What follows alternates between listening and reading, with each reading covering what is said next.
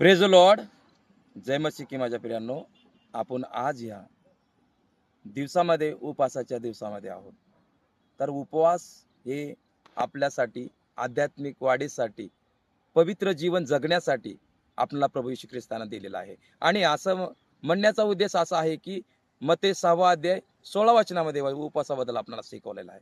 परमेश्वराचं वचन सांगितलेलं आहे, जेव्हा तुम्ही उपवास करीता तेव्हा डोंग्यासारखे मलाड मुख होऊ नका, कारण आपण उपवास करीत आहोत असे लोकांना दिसावे म्हणून ते आपले तोंड विरूप करतात.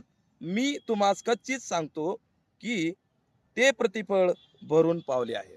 जो कोणी उपवास धरितो, उपवासामध्ये निरंतर देवाच्या नियमाचं आज्ञेचं पालन करतो आणि देवाला आवडेल असे चालतो, त्याप्रमाणे जीवन जगतो, तेव्हाच प्रभू येशू ख्रिस्त तुमच्या जीवनामध्ये तुम्हाला आशीर्वादित करणार आहे आणि उपवास पूर्ण होणार आहे. आमेन.